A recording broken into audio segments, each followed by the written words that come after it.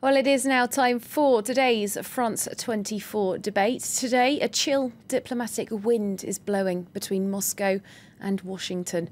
Vladimir Putin now confirming that the United States must cut 755 of its diplomatic workers who are currently in Russia.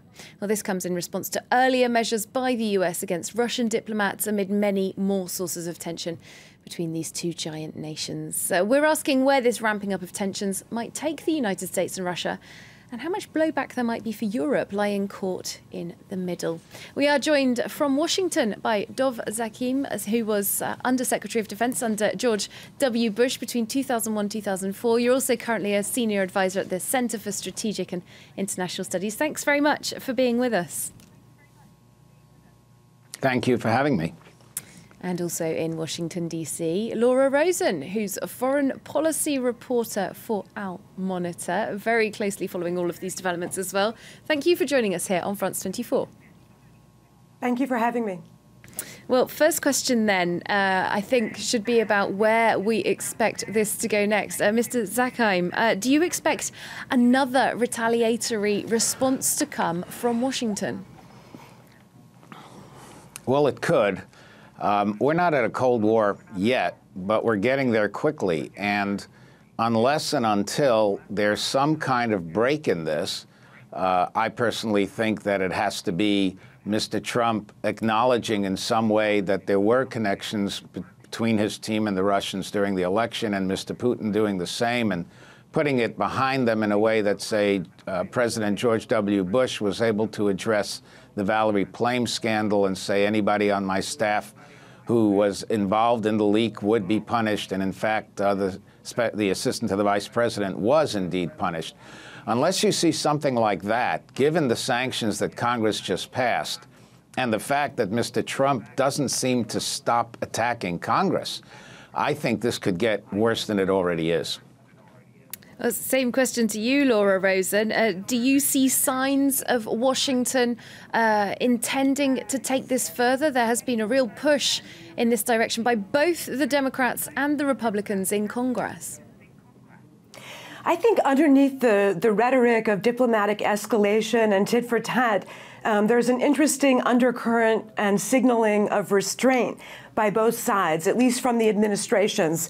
You saw when Congress passed these sanctions last week, the State Department put out a statement that raised some eyebrows here, with Rex Tillerson saying these sanctions represent the desire of the American people to improve relations with Russia. You know, most people here think, no, it was to show displeasure and also to rein in Trump, as Mr. Zakheim was saying. But you're seeing the U.S. trying to tell Russia, we still want to try to improve relations with you. At the same time, you see on the Russian side, you know, Putin's been saying for months, if you don't give us back our diplomatic compounds, we're going to have to retaliate eventually in kind. And he waited, actually, until this new sanctions package was passed. So in essence, using one stone to retaliate for two actions by the United States. So I think he's also showing restraint in that way. I think we ought to mention as well that this comes in the context of quite mixed messages in Washington. We had Donald Trump during his presidential campaign saying that he wanted to reset relations somewhat with Vladimir Putin. Why can't we just get along? Dov Zakheim, if I can come back to you. You know the inner workings of all this better than many people. We've got this real tension between where Congress is going on Russia, where President Trump wants or seems to want to go on Russia. How do you think that can be resolved? Because that does seem perhaps to be key in showing a clear path of where Washington wants to go.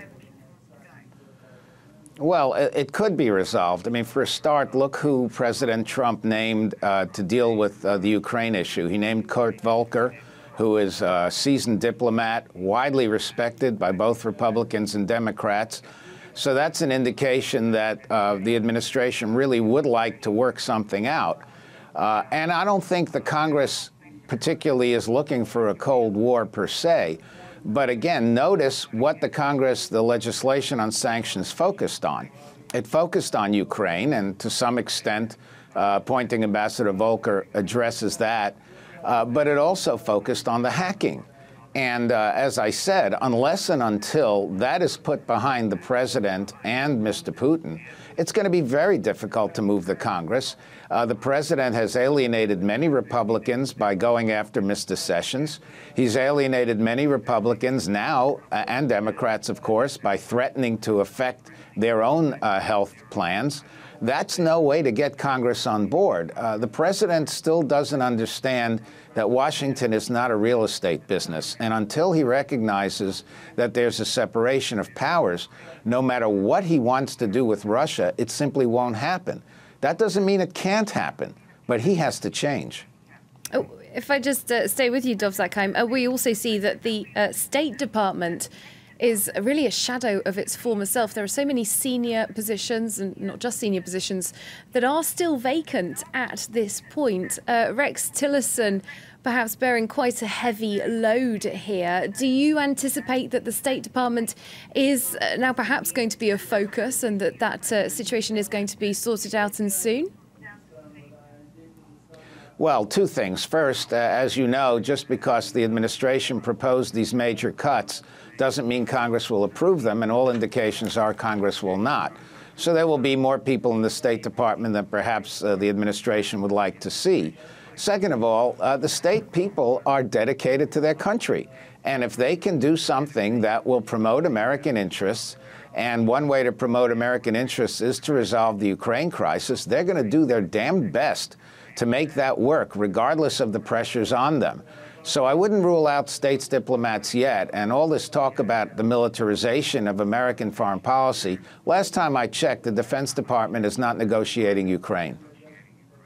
All right. So now you've mentioned a couple of times, Mr. Zakheim, about us not being in a Cold War situation just yet. If I return to Laura Rosen, though, there is a lot of chatter out there about Moscow and Washington returning to a kind of Cold War 2.0, already being in one. What's your take, and what's the sense that you're picking up in Washington about a second Cold War? You know, there's, on the one level, there is a lot of genuine anger, bipartisan anger, I think, at Russians' interference in the U.S. elections last year, which have kind of plagued and shadowed Trump's presidency and brought, you know, his legitimacy. Clearly, he's feeling anxiety about his legitimacy being recognized by all of the American people. So on one level, that exists. That anger is quite real. On another level, there really is progress between the U.S. and Russia, for instance, in Syria. They are working better on this South Syria ceasefire zone. I think it's held fairly well. They're mapping out a larger ceasefire area. So behind the scenes, I think largely led by Rex Tillerson and the generals and the Pentagon, working with their Russian counterparts, they are able to cooperate in that area. And if I just bring it back to here in Europe, of course, I'm sitting in Paris right now, and here in Europe, there's a lot of concern about how this is all going to blow back on Europe. There's a sense that there's a danger for Europe here, perhaps on a business level, on a military level. We've seen Mike Pence in Estonia today. In the United States, is there a sense that this could have an impact on Europe, which has historically been such an important partner for the United States? Coming back to you, Laura Rosen. You know, this is the problem when Congress feels like they have to take control of Russia policy from the president, is unlike, you know, if sanctions had come out of the executive branch, they would have consulted with the allies, right? But Congress doesn't think that much about the allies. They're basically, they're thinking about a domestic situation. How do we control this president, prevent him from unwinding sanctions before we think he should? And so they clearly did not consult enough with Brussels and Paris on this. You know, I don't know how unintended consequences might unfold there. Indeed, a major preoccupation for various different European countries for various different reasons. Unfortunately, that is where we have to leave it. Thank you so much for your time, Laura Rosen, and also Dov Zakheim, both joining us from Washington, D.C. For the France 24 debate today. Thanks. And that wraps things up for today. Do stay tuned to France 24.